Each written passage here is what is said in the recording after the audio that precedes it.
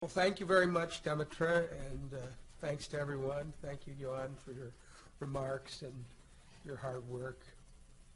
It's a pleasure to be here to lead off, to use these great data. We're only scratching the surface. Okay. We've only scratched the surface, but we've tried to give a basic overview of the relationship between the cognitive skills measured in PIAAC and the earnings of the American workforce. So we'll get right to it. Just by way of introduction, we all know that productivity is really central to our economic growth, and that skills basically add value to the worker and helps contribute to productivity, and we see that in all types of industries. People have remarked about how, for example, in the manufacturing world, the level of skills required has increased dramatically, the level of cognitive skills. There were always important occupational skills in that industry, but they're around in all the industries. If you misread something, you can make a big mistake in the health industry, and that's not good. And that's a massive jolt downward in our productivity. Now, labor economists have tended to use education and work experience as the usual proxies for skill, and in fact, the famous Becker human capital equation looks at how the percentage changes in earnings are affected by educational attainment and work experience, and even the square of work experience. But we all know that work experience and education are kind of proxies for the real skills that people use. And so one thing that PIAAC does is allows us to go beyond the proxy and measure at least one dimension of skills, namely cognitive skills, more directly, and see the link directly. So, of course, cognitive skills and even educational attainment are not the only skills that matter in the workforce, but we're going to focus on the contribution of cognitive skills. So we look at how PIAAC measures of cognitive skills, and remember, even the PIAAC measures we should think of as a proxy for cognitive skills, because the PIAAC measure is going to be measuring cognitive skills with error. And how closely are these measures associated with earnings? And do educational attainment and occupation account for most of the earnings gains associated with these skills? In other words, do these skills result from higher educational attainment, and that's what causes earnings? So, or do they allow you to get the education, and that's what causes earnings? Or is there some independent role of PIAAC cognitive skills itself? We also look at demographic and education and occupation groups and how they are related to PIAAC skills and how that affects earnings. So that's the bottom question, is the general question about the implications for using educational attainment. So we're going to be looking at what these characteristics are. First, many of you have already read some of these basic analyses of the nature of the patterns of literacy, numeracy, and problem solving are. And then we're going to look at how earnings vary, and then we're going to look at how these factors are influencing earnings in a multivariate analysis. So we're going to begin with some tabulations, and then we'll move to the multivariate analysis. Our sample is all workers ages 25 to 65, and these are people who are actually in the labor force, who actually earn something. And we do not include here the gains to literacy and numeracy and problem solving in getting a job itself. So we are not looking at the impact on unemployment. We're looking at just among the 90% plus in the workforce who have jobs. Now it's about 95% of the workforce has jobs, 94.5 or something. 94.5% of the workforce with jobs. We look at how they do in terms of proficiency and how that relates to earnings. So this is a graphical pattern where, unfortunately, the highest group, the highest share of the workforce, of U.S. workers, employed people, shows the pattern of their literacy, numeracy, and problem solving. Let me just go back and mention that we look, our definition of low for numeracy and literacy is 2 or 1, proficiency is 3, and high is 4 and 5.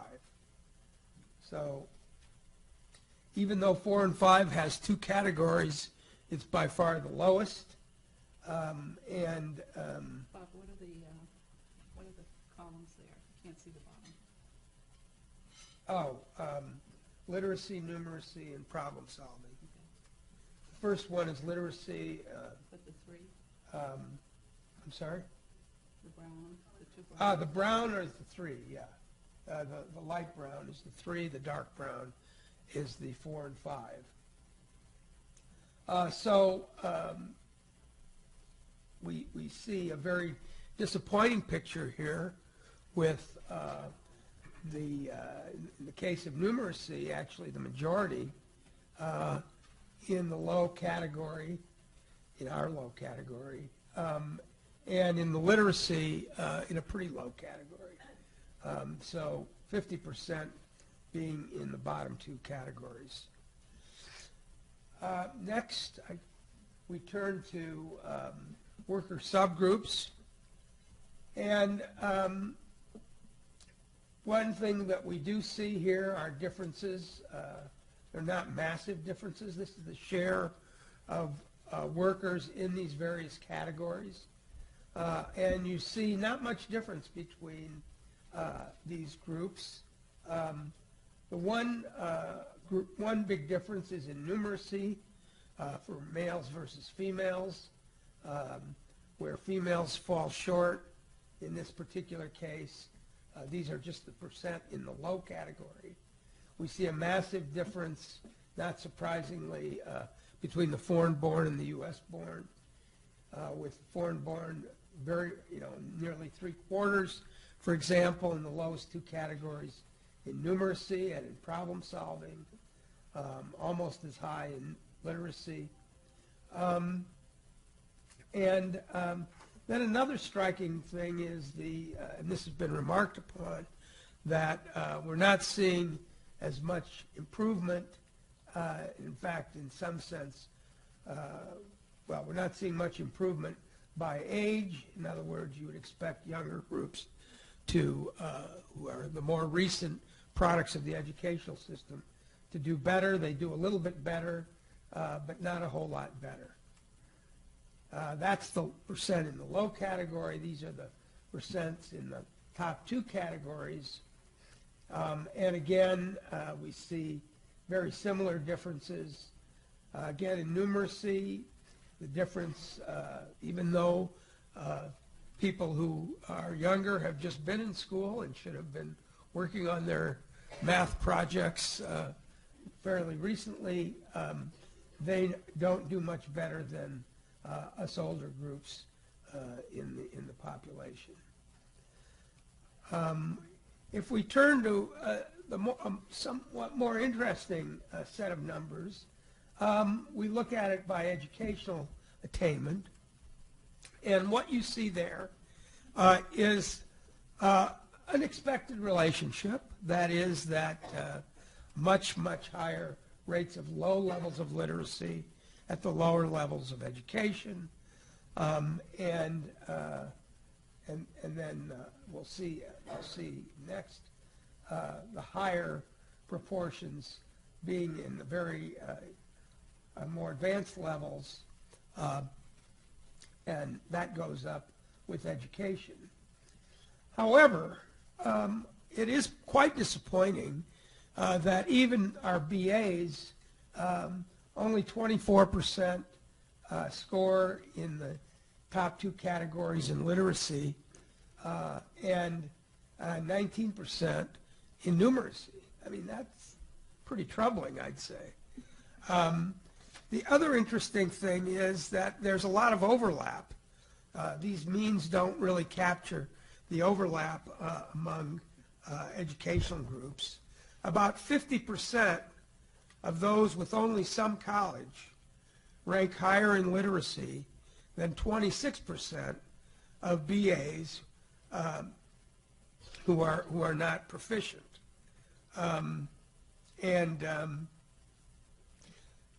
Those proficient among some college, with some college rank higher, which is about 26, a small percentage, rank higher than half of the BAs. So there's a lot of overlap among these categories where some people with some college have much higher scores than people even with BAs.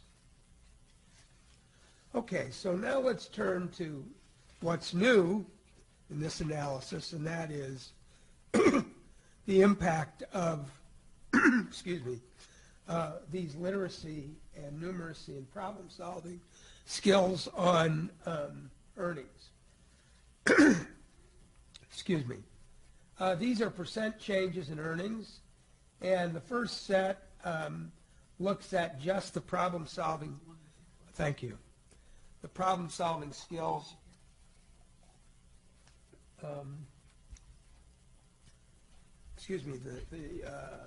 literacy skills and numeracy skills, cognitive skills, I guess.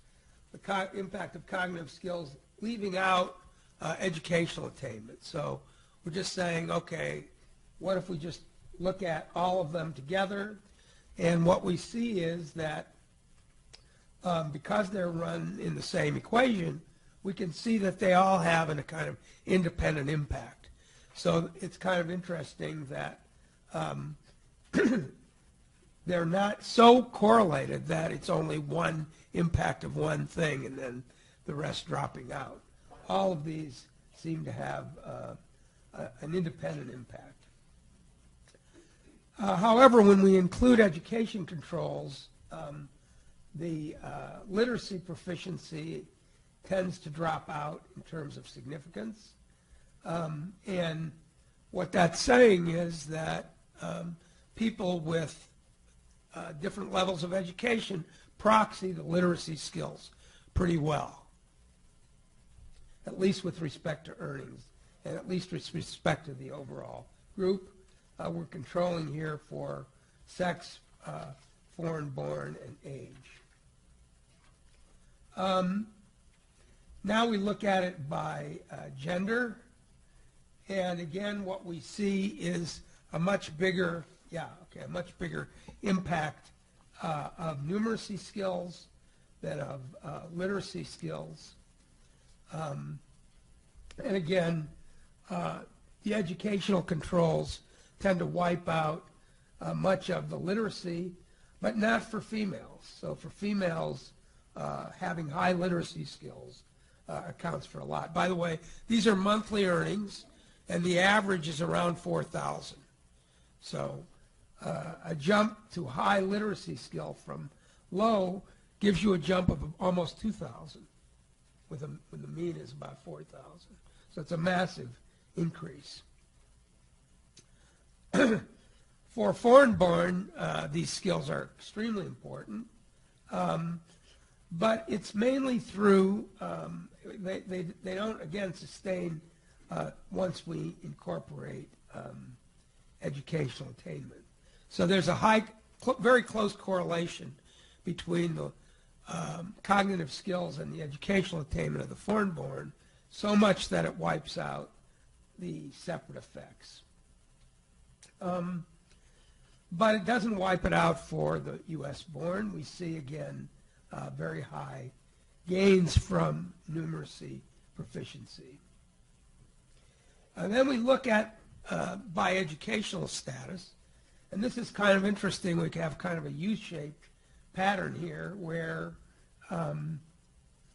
these skills provide some independent information about high school graduates. So these are people with high school or less, and you can see those that have high school or less, if they are proficient, they can have a much higher earnings. And interestingly enough, for BAs. So knowing that a person has a BA doesn't really tell you as much about their numeracy skills as you might think, at least with respect to the impact on earnings in the labor market. The pattern by education, and the paper goes into more detail on this, by occupation is shown here. These skills may help you get into a managerial or professional job, but even within those jobs, even once you have that job, you can do much better if your skills are high. Whereas in some of the other categories, it doesn't help as much. Technicians, strikingly, it's kind of surprising. Think of technicians as maybe doing a fair amount of math, but once you get into that field, it's actually literacy that plays the bigger role in affecting your earnings. Craft workers, operators, assembly, we can imagine that's a kind of broad category, and what we see here is that numeracy is extremely important. This is reflected in what I said earlier about the growing skills required for manufacturing jobs. Yeah. One other technical point before I get to the conclusions. The cognitive skills and the educational variables explain about 1/3 of the variation in earnings.